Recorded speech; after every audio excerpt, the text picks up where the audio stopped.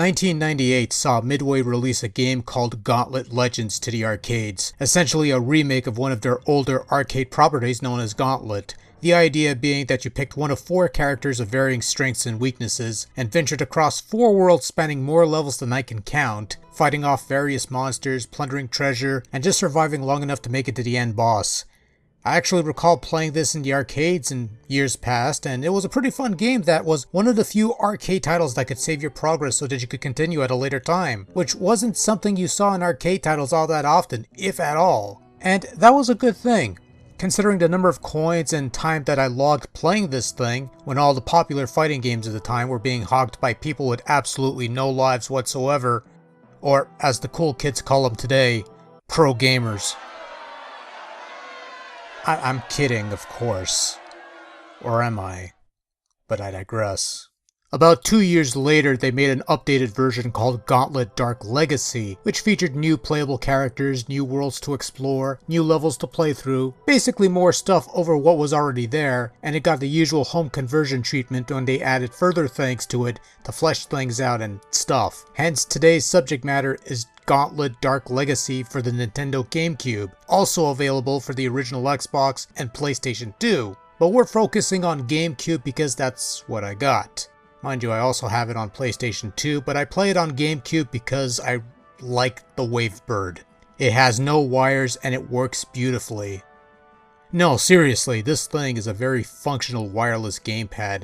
I've been weary of wireless devices released prior to the Wii, 360, and PlayStation 3 era, when the technology I feel was perfected, and I've tried a couple wireless PS2 controllers that were kinda rubbish, but the Wavebird is excellent. I cannot say enough good things about the Wavebird, as it got me to play more GameCube games, and that's not a bad thing, but again, I digress. In any case, to reiterate all the garbage I just spouted out earlier in a slightly different form, Gauntlet Dark Legacy is an expansion of a remake of an older arcade title where you got to pick one of 8 characters and a few more you could unlock along the way, though personally I just stick with the Valkyrie. She's always been my go-to character on all these Gauntlet games, but I digress. In any case, you pick one of these characters, you take said characters on a magical journey to fight off monsters, collect treasure, find rune stones, gather food for health, and basically survive the perilous hazards the world throws at you. And while you're doing all that, you're also gaining experience, which translates to gaining levels and stat boosts, and you're also collecting treasure, which translates to gold, which you could buy stuff, and you're basically grinding for all these things.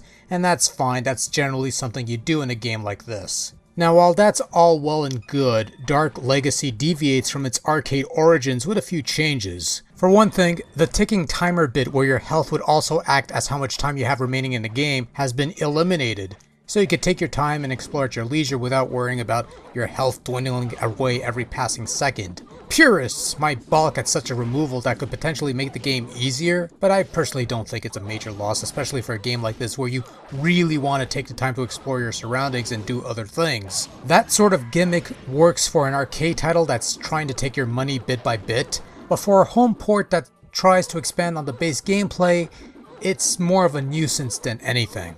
The other thing that's been changed around is that you now have to gather crystals to gain access to other worlds, which are locked off when you start a new game. There are various crystals of various colors to be found in various worlds of Dark Legacy, each of which are key to gaining access to specific worlds. Once you collect a number of crystals, a new world awaits you to be challenged. There are also golden icons that you have to collect in order to unlock access to certain parts of the hub world and things of that nature. And then there are the rune stones that you have to find and seek out in order to fight the final boss. There are special weapons that could be helpful in defeating some of the big bads, and you get the idea.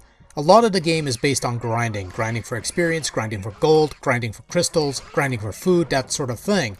However, skillful players can grind as little as possible while collecting what's needed to progress, while those with lots of time on their hands can take their sweet time and grind and whatever, who cares. There are monsters to slay, treasures to accumulate, runes to uncover, and food to consume, all while avoiding death. Really, don't touch death, he's bad. Now, let's get this out of the way. Gauntlet Dark Legacy is not high art. It's not an expansive role-playing game with interesting characters or an epic in the making. It's not a sophisticated action-adventure game with grandiose stories or annoying quick-time events. It's a slightly retooled arcade title that offers lots of gameplay, lots of content, but not quite up there in depth. Although there are side objectives that you have to accomplish, the majority of the game comprises hacking away at monsters and collecting relics to unlock more of the hub tower. And while there are many worlds and levels for you to explore, the monsters you battle within are all pretty much of the same ilk and follow the same format. Grunts spawning from a generator until said generator is destroyed. Destroy the gargoyle creature for an icon, comprising acidic, thunder, or fire-breathing varieties. Find runes. By all accounts, across the 60 plus levels before you, the core play mechanics of Dark Legacy should feel tedious and shallow after a while.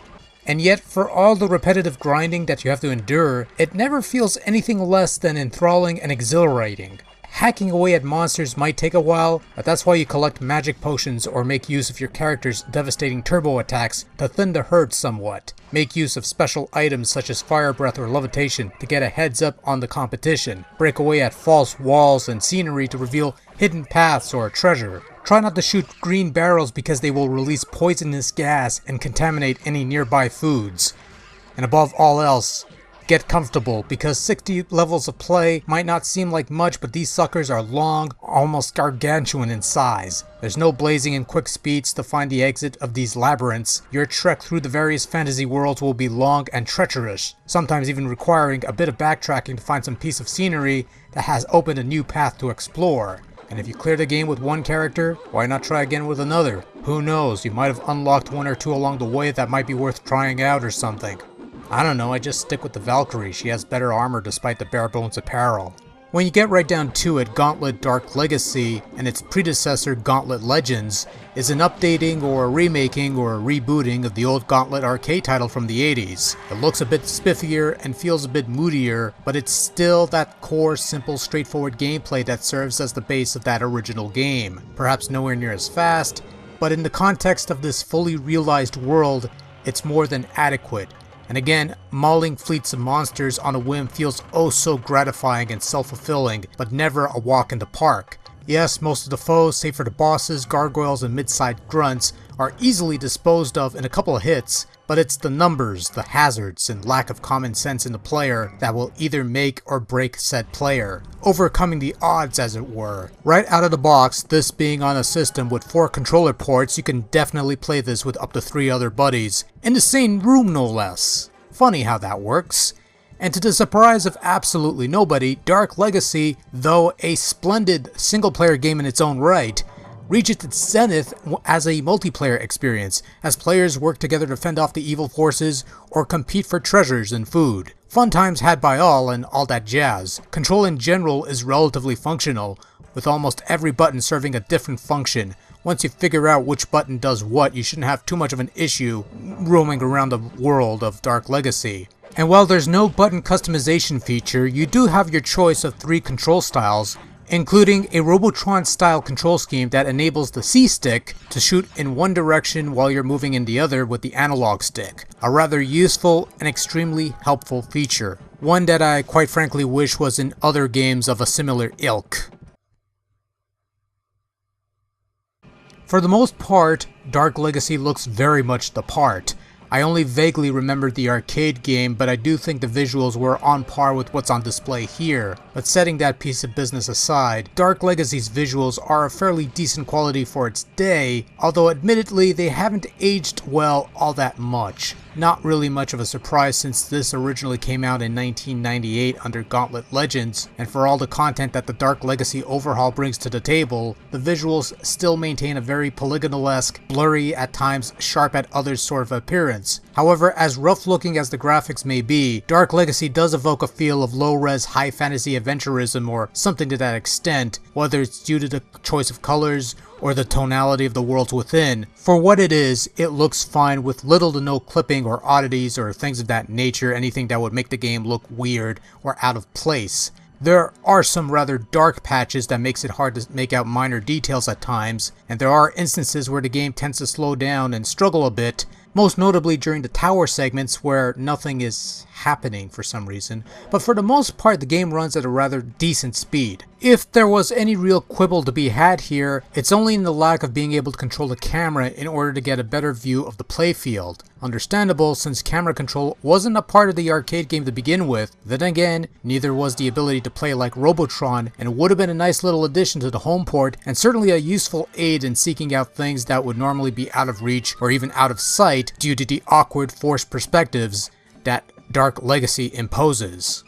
Sound quality is alright. There are some voice bites, very brief snippets from the overseer of your adventures or from the various players themselves, and after a while they do start to feel somewhat repetitive, but it's not the most offensive thing ever, and in some fairness, it does add to the atmosphere of Dark Legacy. If nothing else, they're clear and audible, you could understand what they're trying to say. Same with the sound effects and the monstrous grunts here and there. Nothing special in this regard, but they get the job done, and the vocal quips help. All of this is enhanced by a solid collection of suitably themed and mood-enhancing musical compositions. More than the quality of the tunes, which is very high by the way, is the quantity, as each level has its own unique piece of music to get you in the mood with little to no recycling of tracks. And all of these tracks are fitting to the levels you're raiding in or the boss chambers you're battling in. But really, this game has some great musical cues, suitably worthy of legendary epic tales. By which I mean actual epics, not the internet variety that isn't all that epic. We've touched on this before, we don't need to travel here again. Overall, Gauntlet Dark Legacy took an already exceptional remake of an arcade classic and added a whole bunch of stuff to give it something of a fuller feel to it. The process to the home consoles added even more stuff and tweaked the game somewhat for home play, and all of that feels completely and utterly irrelevant because when all is said and done, this is just brilliantly mindless arcade fun. And that's the key though. As content filled and as immense as the experience offers, it is still an arcade game at heart, and the end result is a title that may feel shallow for some looking for a deeper gaming experience, because that's not what this is. Not really. But for those who just want a gratifying experience beating the crap out of monsters while enduring a challenging adventure of high fantasy and cheesy voiceover quips, Gauntlet Dark Legacy is a damn fine game indeed that's worth going back to every once in a while. Whether it's on the Gamecube or the PlayStation 2 or the Xbox, the first one, or maybe you might luck out and find the actual arcade machine, which is slightly different from this home port, but not quite. It's a fun time to be had by all. It's great as a single player game, but even more so with friends. Definitely worth checking out. And you know what folks, that about does it. 500 reviews in the can, more to come sooner or later, more general varied stuff I guess, I suppose. Whatever, I'm gonna go get some coffee and put the dog to bed. Good night everybody.